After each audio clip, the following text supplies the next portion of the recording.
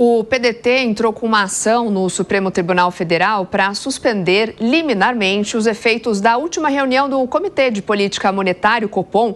O Álvaro Nocera, em quem vai chegar ao vivo aqui com a gente com os detalhes e para explicar também por que motivo o partido quer agora a suspensão dessa reunião, Álvaro. Muito boa tarde para você, seja bem-vindo. Muito boa tarde para você, Soraya, a todos que nos acompanham aqui no 13 e 1. O PDT quer uma espécie ali de aprimoramento no processo de definição da taxa básica de juros e ainda pede ao Supremo Tribunal Federal para que ele suspenda a última reunião do Copom. Nessa última decisão, o Banco Central decidiu elevar a taxa Selic em 1 ponto percentual, levando para 12,25% ao ano, com mais 2 sinalizações de alta nas próximas 2 reuniões, né? Então a gente pode ter uma Selic de 14,25% em março do ano que vem. A ação ela foi protocolada pelo presidente do PDT, o deputado federal André Figueiredo. Para o PDT, as altas da Selic limitam o poder de investimento do governo federal, além também de aumentar a dívida pública. E não é só o PDT que faz esse tipo de crítica ao trabalho do Banco Central, né? O Partido dos Trabalhadores, o PT, na figura da presidente do partido, Gleisi Hoffmann, já foi muitas vezes às redes sociais criticar o trabalho feito pela autoridade monetária, além do próprio presidente Lula, que já classificou Roberto Campos Neto como um adversário. Volto com você, Soraya. Obrigada, Álvaro, pelas suas informações. E aí, Alan Gani?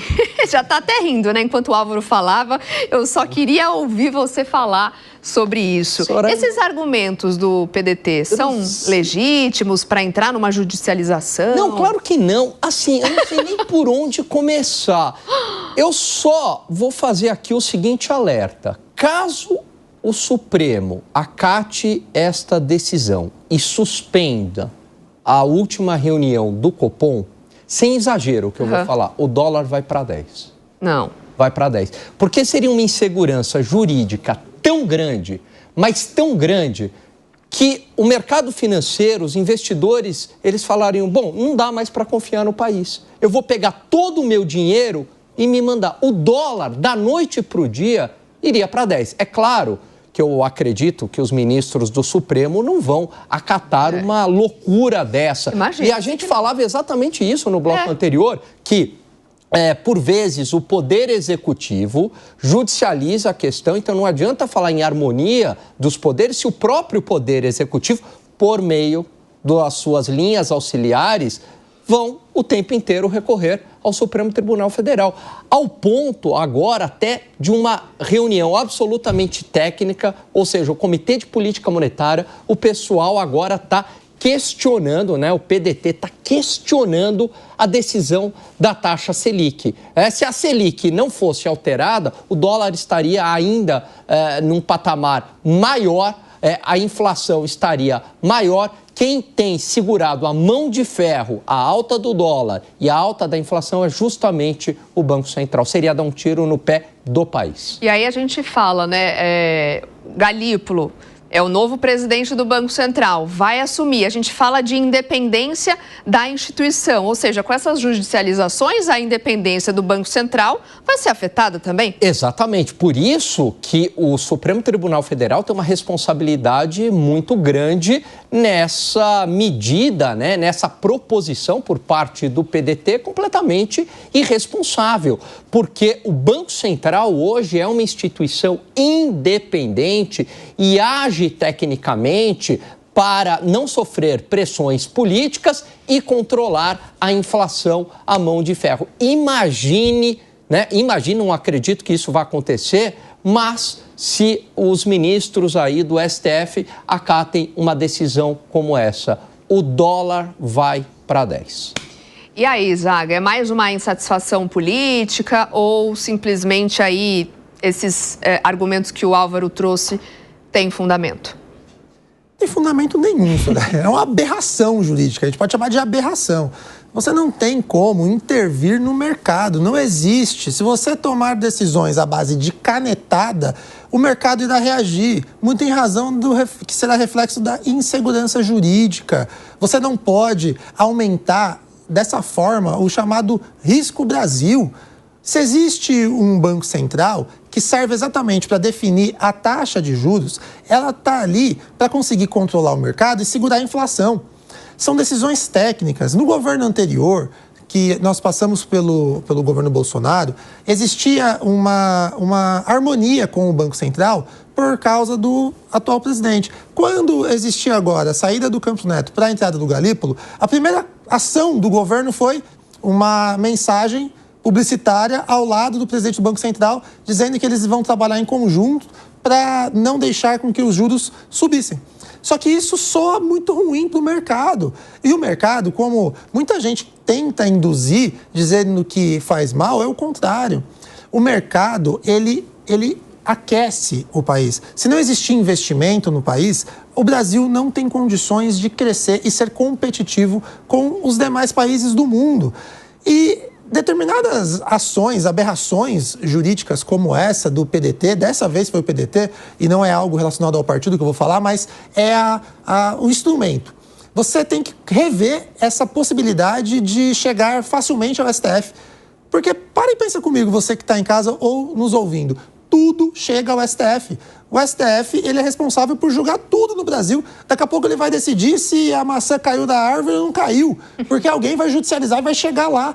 Então, uma decisão técnica dessa do Banco Central, que tem que ser independente, tem que garantir a sua autonomia para poder, em harmonia com os demais poderes, fazer com que a economia, eu não vou nem dizer crescer o que nós esperamos, mas no cenário desastroso que nós estamos vivendo, é que ela permaneça pelo menos neutra, que ela seja consolidada, ações como essas e outras, sem risco nenhum.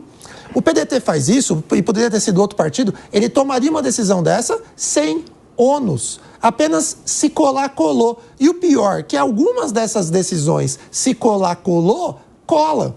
E quem sofre? Sofre todo o processo democrático, porque quando isso acontece, o Alan disse, a economia domina muito mais do que eu. E ele falou de forma clara, o dólar vai para 10, por quê? Porque quem tem dinheiro no Brasil, quem investe no Brasil, vai tirar o dinheiro daqui correndo. Porque a pessoa tem que ser lunática para manter o dinheiro num país que, diante de um partido político que decide judicializar e levar à Suprema Corte deste mesmo país uma suspensão de uma reunião que definiu de forma técnica o valor da taxa de juros. É algo assim, é surreal. A notícia, quando foi lida e passada aqui para os nossos telespectadores, realmente nós estávamos dando risada porque beira o absurdo, beira um manicômio. É puro suco de Brasil isso. Ô Zé, os partidos não têm lidado muito bem com a autonomia do Banco Central e aí por isso fazem essas ações, como o caso do PDT, por exemplo? Existem alguns partidos aí que são muito estatizantes, né, que querem dominar tudo. Por muito menos, o PL levou 22 milhões de reais. Teve que pagar, já pagou. Litigância de má fé.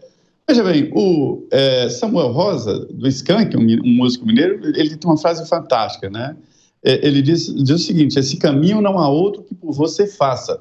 Eu queria insistir, esse caminho só existe quando você passa. Ou seja, quando assumiu a presidência do Supremo Tribunal Federal, o ministro Luiz Fux disse o seguinte, sobre esta atividade do Supremo. Os ministros não colocam na Praça dos Três Poderes um banquinho e uma mesa, dizendo, venham, eu vou aceitar aqui tudo e começa a decidir. Não, o Supremo é procurado.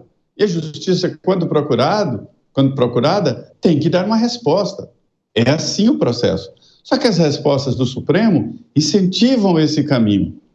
Durante a CPI do orçamento, lá atrás, a CPI que acabou mostrando o Collor de Mello naquela dificuldade com o PC e deu no impeachment de Collor de Mello, Antônio Hermílio de Moraes, no depoimento na CPI, era presidente o senador Jarbas Passarinho.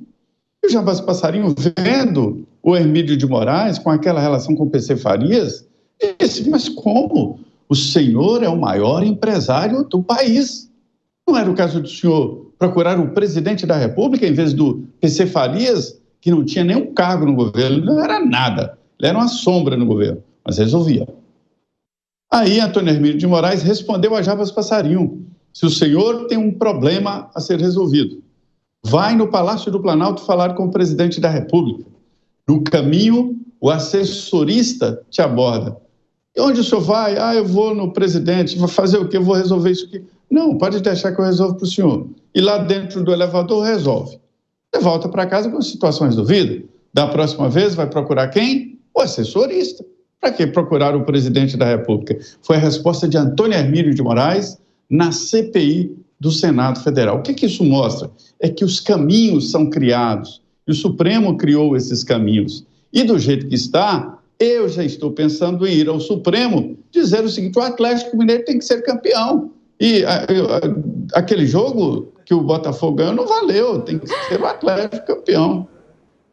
O pessoal aqui do estúdio tá concordando aí, Zé. Agora, você acredita que o STF, então, vai, de fato, intervir e vai aceitar isso daí? Inclusive...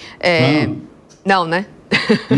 Não, mas assim, o que eu estou dizendo através dessas parábolas é o seguinte, é que o Supremo incentiva esse tipo de apelação.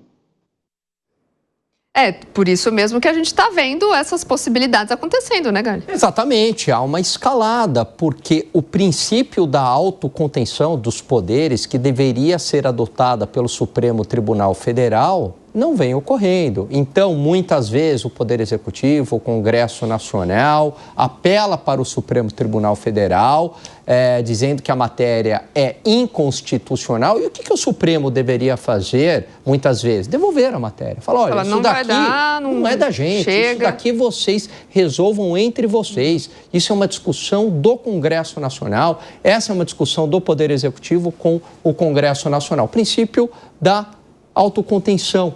Mas esse princípio não é respeitado, pelo contrário, o Supremo acaba pegando o gosto, pega para si a matéria e fala, opa, vou legislar. Vamos analisar. Vamos governar aqui, vamos legislar. Acredito que eu sei o que é melhor para o país. E isso vai escalando. Não é de hoje, isso não começou de hoje, tampouco começou no governo Bolsonaro, hein? Precisamente isso começou mais no governo Temer e foi escalando, ao ponto que hoje, na cabeça lá do comandante do partido político, do parlamentar, ele acredita que realmente é possível, como o Zé muito bem colocou, que o Supremo reverta essa decisão. Quem sabe? Quem sabe a última reunião do Copom não seja anulada e a taxa volte dos 12,25 para 11,25. Imagina o se efeito isso acontecer no mercado financeiro. Porque, Soraya, você não consegue, em nenhum lugar do mundo, em nenhum momento da história, você consegue controlar a expectativa das pessoas. Ainda não. Talvez com inteligência artificial a gente consiga. Mas ainda não é possível você controlar a expectativa. O que as pessoas vão fazer racionalmente? Falam, peraí, se neste país uma decisão do Banco Central técnica é anulada, eu vou me mandar. Ou seja, eu vou tirar completamente o meu dinheiro do país, vai ter uma corrida bancária, você vai tirar dinheiro do teu banco, você vai preferir dinheiro em papel moeda, né? Você vai, enfim, você vai ficar com medo numa situação dessa. É a reação natural, é uma reação racional. Então isso é muito perigoso. Por isso que eu acredito, de tão perigoso que seja, os ministros do Supremo não vão acatar uma maluquice dessa.